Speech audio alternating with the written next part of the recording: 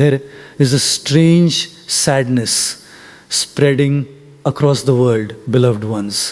And because it does not scream, because it does not announce itself dramatically, because it hides beneath ordinary routines and smiling faces and successful lives, very few people recognize it for what it is. A man wakes up in the morning, goes to work, earns money, returns home, watches something to distract himself, sleeps, and repeats the same cycle for years. Yet somewhere deep inside, he feels a quiet emptiness that he cannot explain. A woman surrounds herself with friends, travels to beautiful places, fills her days with activities, collects memories, photographs, and achievements. Yet in silent moments, she feels a strange absence, as if life has lost its flavor. And perhaps you have felt this too. Perhaps you have asked yourself why the things that once excited you no longer move you. Why music sounds quieter than it used to. Why laughter fades quickly. Why food tastes ordinary. Why dreams that once filled you with fire now leave you strangely cold. You may think something is wrong with you. You may think you are becoming lazy, depressed, or broken. But I tell you, beloved ones, perhaps nothing is wrong with you at all. Perhaps for the first time in your life, you are beginning to notice something that has always been there. A wound hidden beneath the surface of modern existence. A wound created by living without truly living. By moving without truly arriving. By chasing happiness so relentlessly that you forget how to experience joy. Look carefully at the world around you. Never before has humanity possessed so many comforts, so many entertainments, so many distractions, so many opportunities to escape boredom. And yet, people are more exhausted than ever. They scroll endlessly searching for something interesting. They consume endless information, searching for something meaningful. They move from one pleasure to another, searching for fulfillment. Yet the satisfaction never lasts. For a moment there is excitement. For a moment there is stimulation. For a moment life feels vivid again. Then the feeling disappears and the search begins once more. New goals appear. New desires appear. New distractions appear. The cycle continues endlessly. And because everybody participates in this cycle together, almost nobody questions it. People assume this is simply how life is meant to be. They assume happiness is supposed to be temporary. They assume joy naturally fades. They assume the problem is that they have not yet found the right job, the right relationship, the right city, the right passion, the right purpose. But beloved ones, have you not noticed how every answer eventually becomes another question? Have you not noticed how every achievement eventually loses its shine? Have you not noticed how the mind always whispers, yes, this is good, but perhaps something better lies ahead?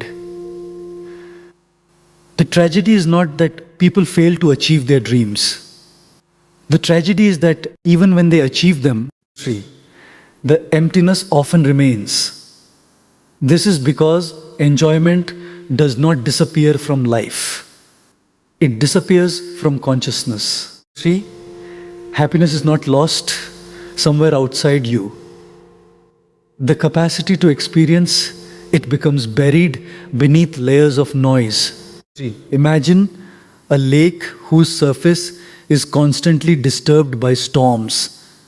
The water itself remains pure, but because of the turbulence, you cannot see its depths. 3. Human consciousness is exactly the same. Beneath all the thoughts, beneath all the worries, beneath all the ambitions and anxieties, 3.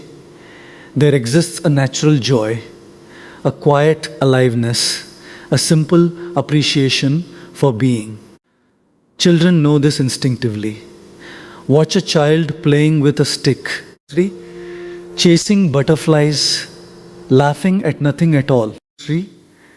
The child does not need extraordinary circumstances to feel alive because the child has not yet become separated from experience by excessive thinking. 3. But slowly, society educates the child. The child learns to compare.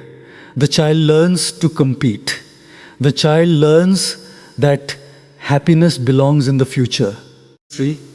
Hidden behind achievement, success, approval, and recognition. And from that moment onward, joy becomes postponed. Life becomes preparation. 3. Existence becomes a ladder. Every moment becomes valuable only as a means towards some future destination, beloved ones. 3. This is why you no longer enjoy anything. Not because joy has abandoned you, but because you have become absent from your own life. 3. You are rarely here. When you eat, you are thinking about work. When you work, you are thinking about the weekend. When the weekend arrives, 3. You are anxious about the future. When you sit with friends, your mind wanders elsewhere. When you listen to music, 3. Half your attention belongs to tomorrow. The body exists in the present, but the mind lives somewhere else entirely. 3. And joy cannot be experienced in absence. Joy exists only now. It has no address except this moment. But the mind has become addicted to elsewhere. 3. It has become addicted to becoming. It whispers continuously that fulfillment lies just ahead, just beyond the next achievement. 3. Just beyond the next purchase, just beyond the next relationship. Yet tomorrow never arrives. When tomorrow comes, it is called today. 3. And again the mind escapes. Observe your own thoughts for a moment. How rarely are they content with what is? They compare constantly. 3. They judge constantly. They imagine better possibilities continuously. Even in beautiful moments, the mind is restless. 3. You stand before a sunset, and instead of simply watching, the mind evaluates it. 3. You eat a delicious meal and immediately compare it with previous meals. You achieve something important and instantly wonder what comes next. 3. The mind has become incapable of resting because it has been trained to treat life as a problem to solve rather than a mystery to experience. 3. And because it is always searching for more, it overlooks what is already here. This endless pursuit creates exhaustion. 3. Not physical exhaustion alone, but existential exhaustion. The soul grows tired of pretending. The heart grows tired of chasing. 3. The mind grows tired of its own noise. And sometimes this exhaustion appears as boredom. Sometimes it appears as depression. 3. Sometimes it appears as numbness. But perhaps these are not enemies. Perhaps they are signals. Perhaps they are existence whispering to you, telling you that the old way of living no longer works. Perhaps the inability to enjoy anything is not the end of joy, but the beginning of awakening. Because there comes a moment in human life when the things that once distracted you lose their power. The games no longer entertain you. The ambitions no longer intoxicate you. The endless race begins to look absurd. At first, this is frightening because you do not yet know what will replace the old motivations. The world tells you to become more productive, more ambitious, more successful, but something inside refuses. Something inside becomes interested in another question entirely. Not how can I get more, but how can I live more deeply? Not how can I become somebody, but who am I beneath all this becoming? And beloved ones, this question changes everything. For the first time, attention begins turning inward. You begin noticing the machinery of the mind. You notice how thoughts repeat themselves endlessly. You notice how desires arise and disappear. You notice how emotions come like weather and then vanish. And slowly, very slowly, another discovery becomes possible. You begin realizing that you are not the endless movement happening inside you. You are the awareness watching it. Thoughts appear, but you are the one who notices them. Emotions rise and fall, but something within remains present through every change. Joy comes, sadness comes, excitement comes, emptiness comes, yet there is a silent witness beneath them all, unchanged, patient, quietly waiting to be recognized. And perhaps, beloved ones, the reason you no longer enjoy anything is not because happiness has abandoned you, but because life is inviting you towards something deeper than happiness itself. Happiness depends on conditions. Joy does not. Happiness comes and goes. Joy is the fragrance of awareness. Happiness belongs to the mind. Joy belongs to being. The mind asks, what can I gain? Being asks nothing. It simply dances. It simply breathes. It simply exists. And when you rediscover that simple existence, when you stop chasing experience and begin inhabiting it, when you stop searching desperately for meaning and become available to this moment exactly as it is, something extraordinary happens. The ordinary becomes beautiful again. The sound of rain becomes music. A cup of tea becomes meditation. A walk beneath the sky becomes a miracle. Nothing outside has changed. Yet everything feels different because you are finally here. And beloved ones, perhaps this has been the secret all along. You do not enjoy life because you are trying to extract happiness from it. But life is not something to conquer. It is something to participate in. It is not a destination. It is a dance.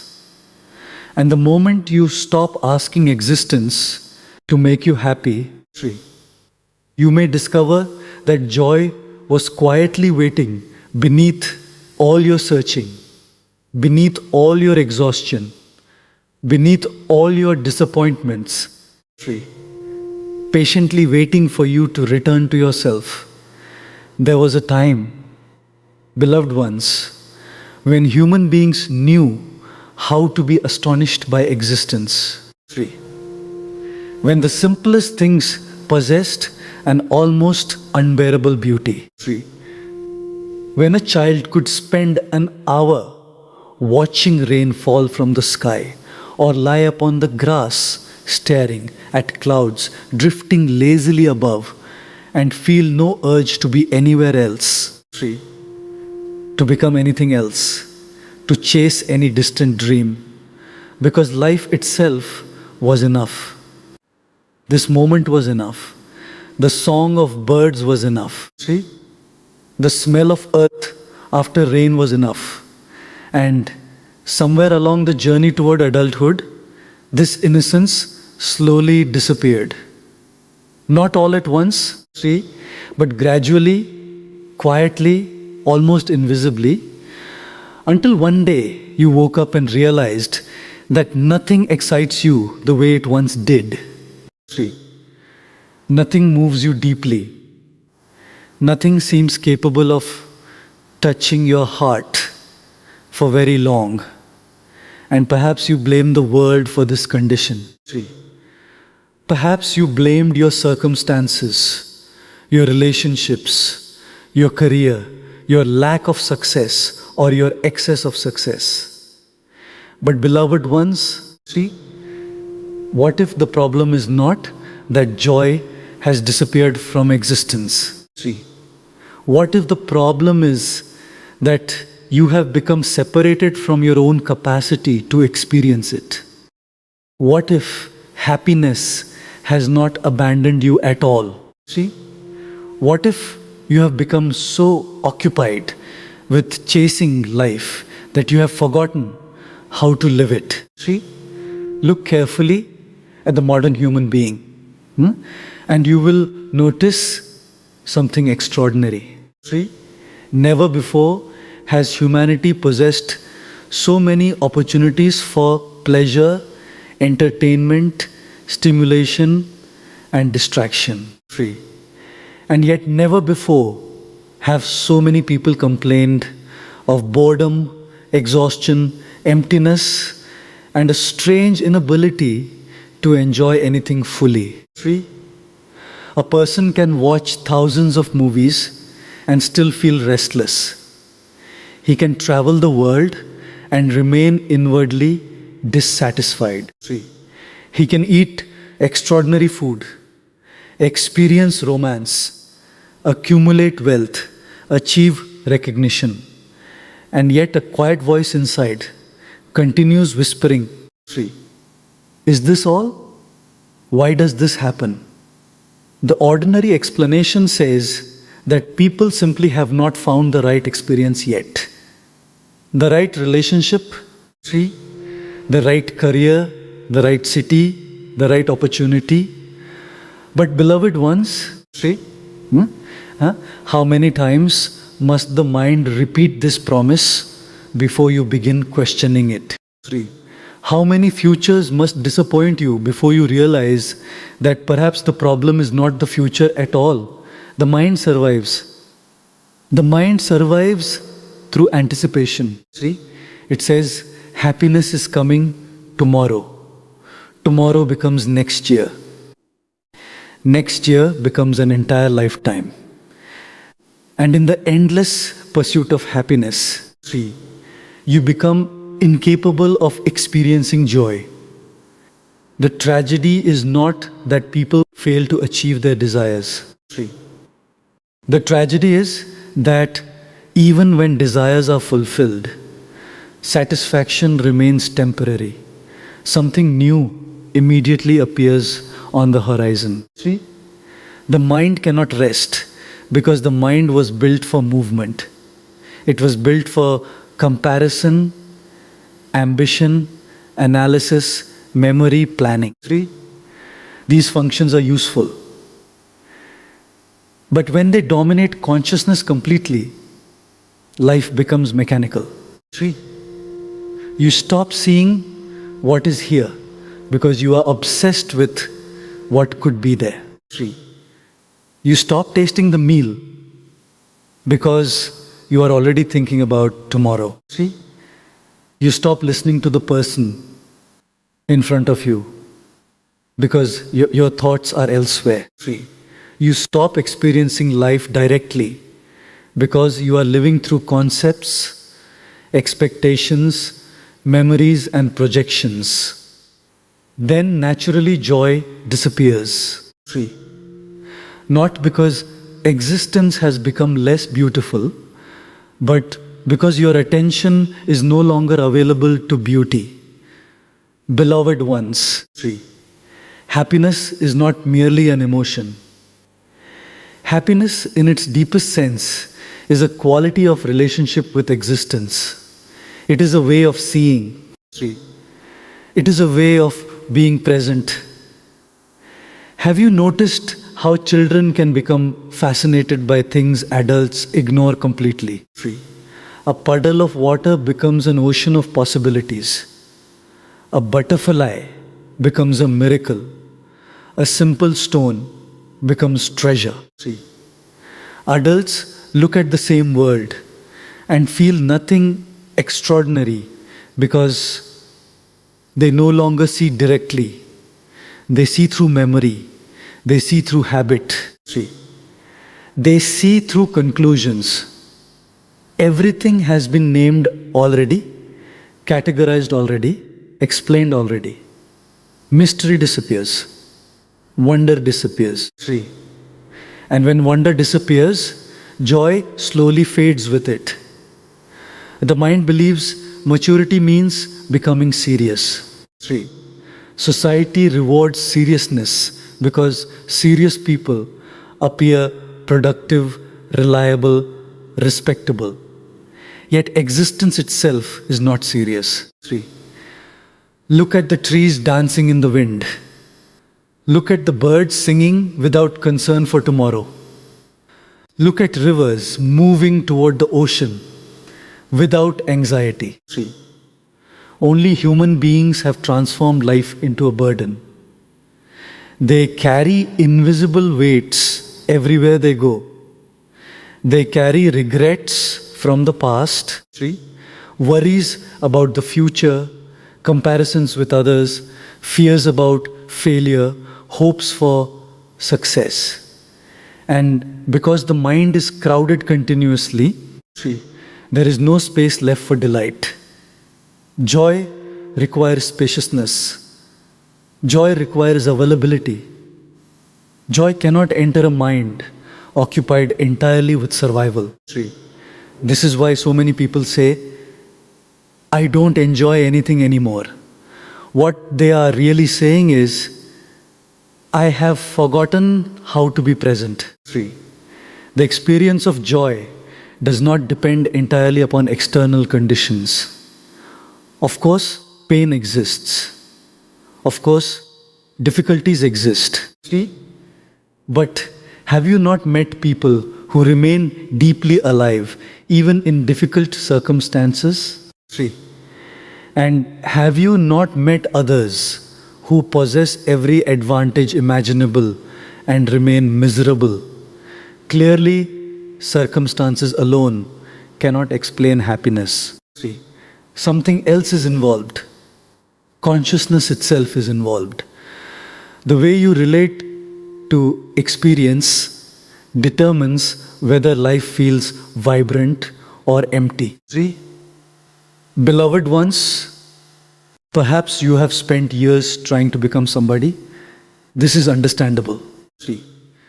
Society teaches you from childhood that your worth depends upon achievement. First, education, then career, then success, then recognition, then security, then happiness. Always happiness comes last. Happiness becomes the reward for completing an endless list of conditions. But what if this entire structure is mistaken? What if happiness is not something you earn? What if happiness is the natural fragrance of a consciousness no longer divided against itself? Then the question changes completely. Instead of asking, how can I become happy? You begin asking, what is preventing me from experiencing the happiness already available? 3. Observe your mind quietly for a few moments. Watch how rarely it remains here. It moves continuously. It revisits old conversations. 3.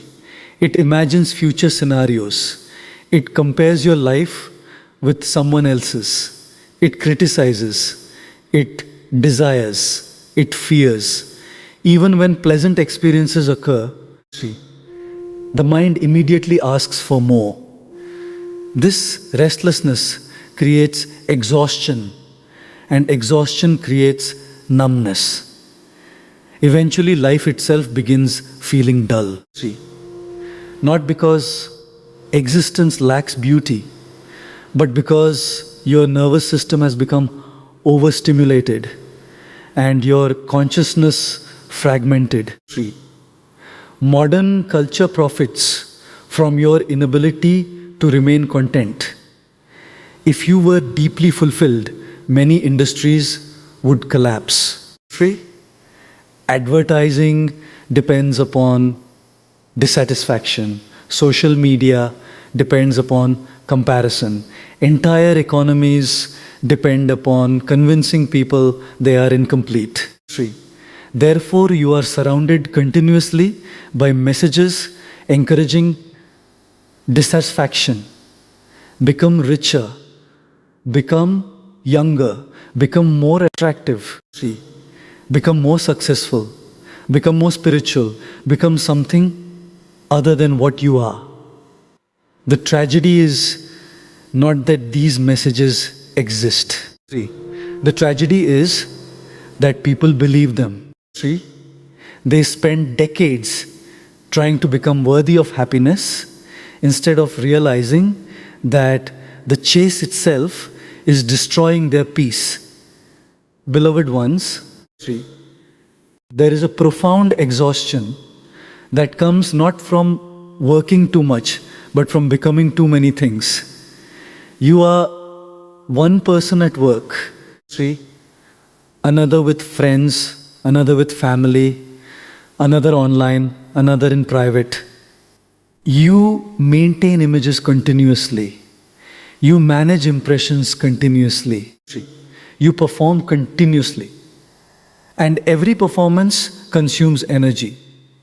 Eventually, you no longer know who you are beneath the masks. 3. Then life becomes heavy because falsehood is heavy. Truth is light. A flower does not pretend to be another flower. 3. The sky does not compare itself with the ocean. Reality is relaxed because reality is authentic. 3. Only the ego struggles continuously to become something else. Perhaps this is why you no longer enjoy things. Not because you are broken, 3. Not because joy has disappeared forever, but because you are tired of carrying identities that do not belong to you. Tired of expectations, 3. Tired of comparison, tired of pretending, tired of chasing futures that never arrive. 3. There comes a moment when the soul grows weary of ambition without meaning. It grows weary of pleasure without depth. 3. It grows weary of movement without understanding. Then a strange emptiness appears. Most people fear this emptiness immediately. 3. They rush to fill it with distractions. More entertainment, more relationships, more goals, more noise. But beloved ones, 3. Perhaps emptiness is not your enemy. Perhaps emptiness is the beginning of something beautiful. 3. A cup must become empty before it can receive fresh water. A room cluttered with old furniture cannot welcome new space. In the same way, 3. Consciousness sometimes becomes empty Because life is preparing you to discover something deeper than pleasure. 3. Have you noticed that the moments of greatest joy are often the moments when the ego disappears temporarily?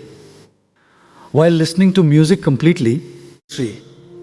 While watching the ocean, while holding someone you love, while laughing uncontrollably, while sitting silently beneath the stars. 3. In those moments, you are not trying to become anything. You are not improving yourself. You are not chasing happiness. You are simply here. 3.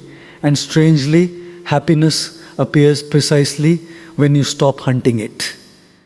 This is one of the great paradoxes of existence. 3. Happiness cannot be possessed because possession belongs to the ego. Joy belongs to being.